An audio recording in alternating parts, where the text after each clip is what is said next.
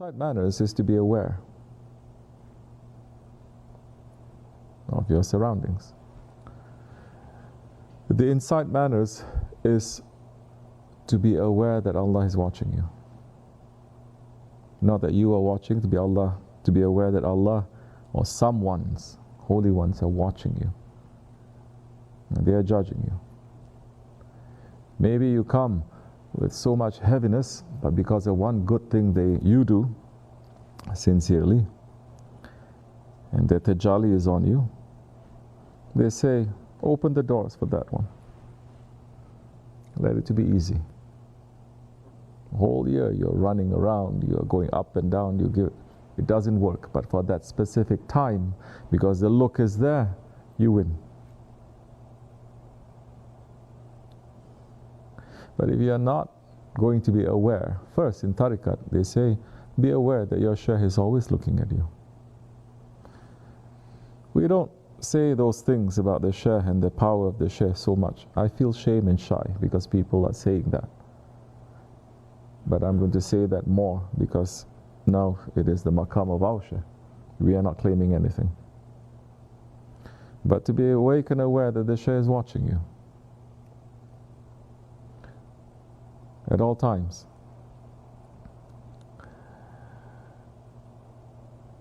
Like Shaykh Effendi used to say, we have eyes in the back of our heads too. We watch, we see. You're doing something wrong. They don't rip it out right away. They don't take you and shame you and say you do something. No. First, they pray and they say, Ya Rabbi, please make this person to go in the right direction. Person becomes arrogant and stubborn. More veil is put into his heart now, saying, I don't care. And that time it gets worse. More darkness coming in, more he's going to say, oh, he didn't notice. So that means he's not a shaykh.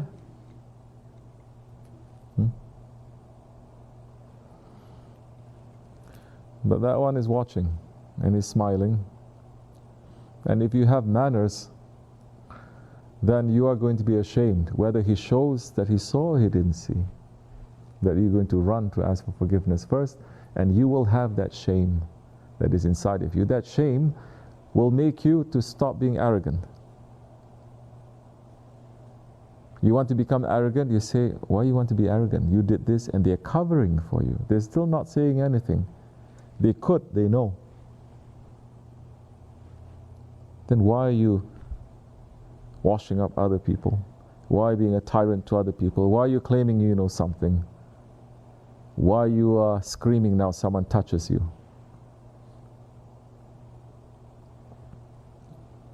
They didn't touch you. They pretend as if nothing is happening.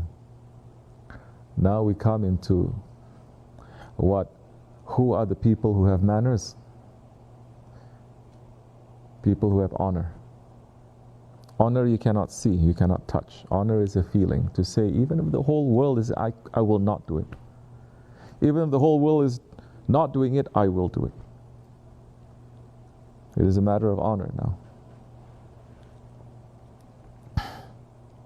So knowing that your shaykh is watching you, you cannot run away, you cannot fool him. 1 day, 2 days, he's going to make you feel, he's going to make you think that he is not seeing anything, but he knows. How he gets that power? Allah is the one who gives. His shaykh is the one who gives. The shaykhs, the ones who say, we have this power, we have this, put a question mark to that. You have nothing. We have nothing, I have nothing. But sometimes they may make me to realize some things. And believe me, we realize more than we are going to say.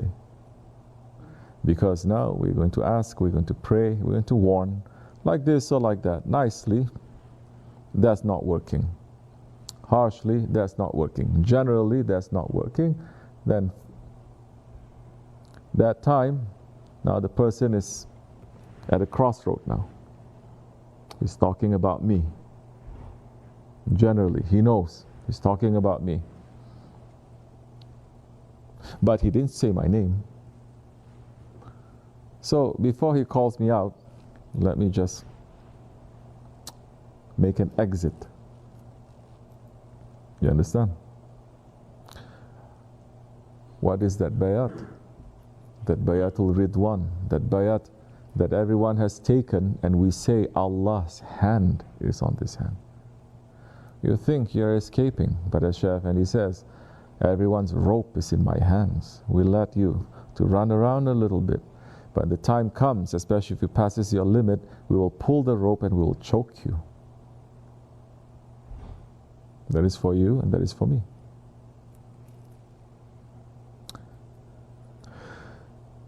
So to be aware, to be awake. The one who's praying, the one who's moving so fast, you not doing anything, doesn't matter, continue to pray. If you're fast, you can just put up a hand, block the person from walking, doesn't matter. But if you know people are always going to walk in front of you like this or like that, put something in front. That is the intelligent person. Every time someone, I'm not saying it's you, every time someone is crossing in front of me, then move to a different spot. They follow you. You may speak to that one. You may say, what are you doing? Or you may just say, small matter. You're going to put something in front of you. A satr. Anything in front of you. A tasbih, something. So they cross, it doesn't matter to you. You understand? These things we need to watch a little bit. But when you go to places where there is crowded, what are you going to do in the Hajj now? Oof.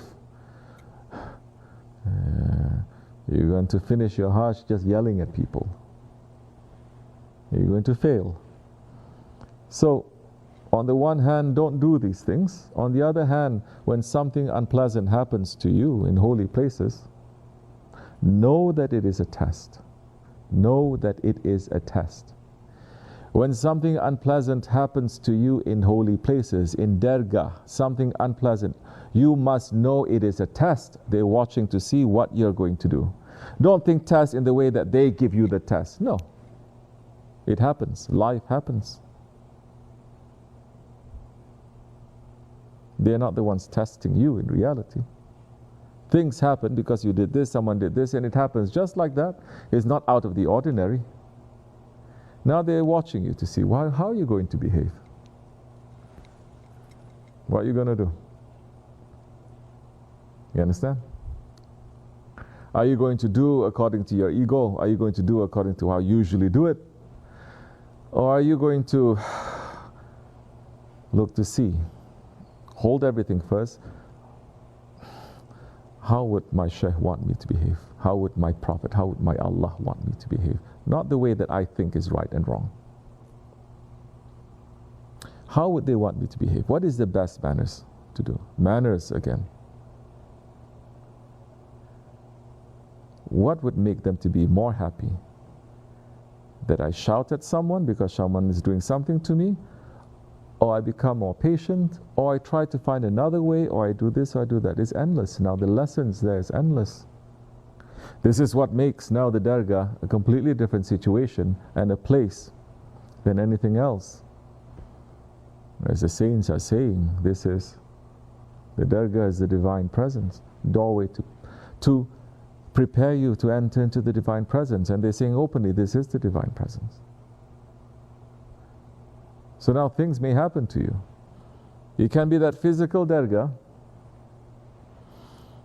It can be other areas of Dergahs, other areas of worship, zikr. We have Dergahs everywhere. Or definitely it expands. Wherever there is a murid there, something happens. It expands more. What is happening in your life now? Doesn't matter, Muslim doing it, unbelievable. What is the best way? Now, this adab, meaning what is the protocol? In this situation, what I should do? In this situation, same problem, I cannot use the same method. In this other situation, this one is saying it.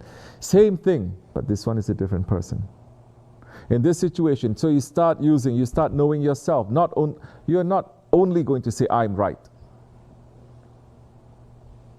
But you're going to take a step back and you're going to say, what's the best thing? And which one will please my Shaykh more? Which one will please my Prophet and Allah more?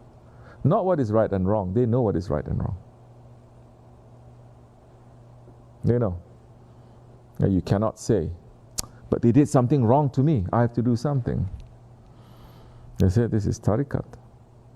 You should be higher than shariat.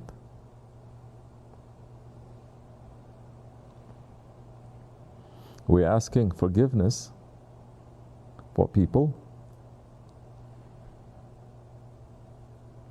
before we start the zikr, for people who don't believe in shariat, for people who don't believe in tariqat. We're praying for them too. For people who don't believe in marifat or hakikat, we're asking prayers for them too. It's not only for those who believe. Who is to say we believe anyway? Today we believe, tomorrow we don't believe. What is the test of that? If we do things that is going to show our disbelief. No. As Hadith Sharif is saying, protect us from using those people who use too many words. Who are they? Check yourself. Is that words coming with a proof or is showing the other? We hear so many times now. Now you're living. Oh, we love you. I love you so much. I sacrifice everything to you. We never ask that. I never ask that. I don't like it when people say it. But they want to say it. You're going to be tested. Because you are saying, it's not that you're going to be tested. Okay, what is the proof? They will say, what is the proof? Something will happen and you will understand now whether you are sincere with that or not. It's not a feeling. Oh, according to feeling. Is anything true according to feeling? You're hungry, you feel something else. You're thirsty, you feel something else. Your stomach is full, you say something else. Your stomach is empty, you say something else. Same situation, yes or no? How are we going to trust that?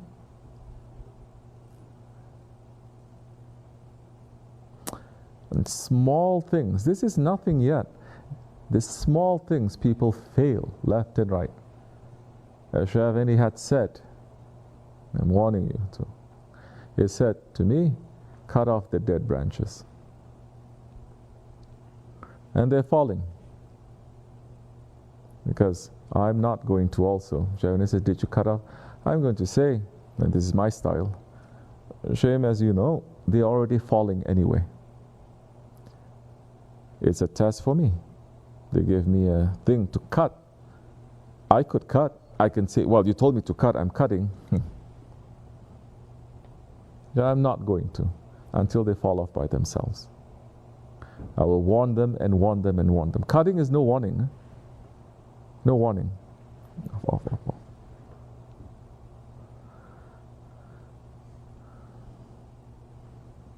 So,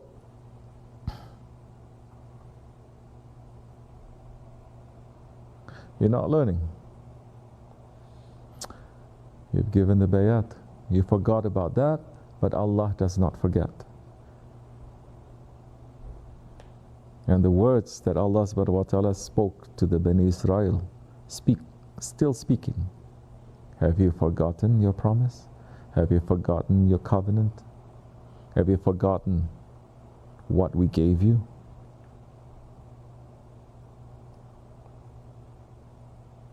So many they are forgetting. With nothing, we're not doing nothing to them. Maybe we don't say too much. Maybe we are turning our face away. But it's nothing. We are not taking anything.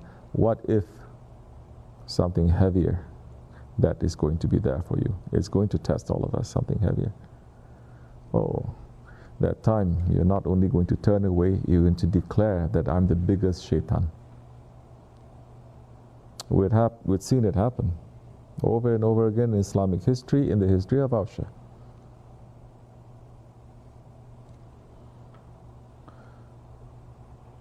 seeing it in front of our eyes, that's okay. We hurts us a little bit, but we are honored that they think that we can carry that sunnah, that difficulty. You understand? We're not asking for it. And we always say we're not asking for it. May we not be tested, but give us the strength. It's okay. We have so many things to be happy about, to be thankful for. Never forget, Shaykh Effendi is saying it, and I'm saying it. Doesn't matter if everyone goes. There's no one here. One person or 1,000 people, it doesn't matter. We will continue. I will continue. You may hide, but I may know nothing. But Shaykh Effendi may make me to know some things sometimes. You think you're being very smart. You're hiding. It's not hidden. Your face is a book. You already know. You already made plans long time ago. You're checking out long time ago. We are not surprised. But our duty, I could have, when it's coming, get up. You fail. Go. Cut off the branches. No. Sometimes it's years. Until it's not responding anymore and they fall off. Did I do anything? No. Did I say, take everything, do this, nothing. But this is Akhir Zaman. This is what had been happening. It's going to happen. You understand? We must make our heart to be strong. And to say, as the hadith is saying, if there's one person, Allah is saying, everyone is going to go to hell, and one person only is going to go to paradise, we must have hope in our Lord that it is going to be me. It is going to be you. If Allah is saying, everyone is going to go to paradise, there's only one person is going to hell, you must have enough sense and humility and understanding of yourself to say, maybe it's me. May Allah forgive me, inshallah. May Allah keep us strong in the way. May Shaykh Effendi's way continue, with or without me, with or without us. May He forgive me, inshallah, and bless all of you. Al-Fatiha. Ameen. Ya Allah. Assalamu alaikum. Tamam.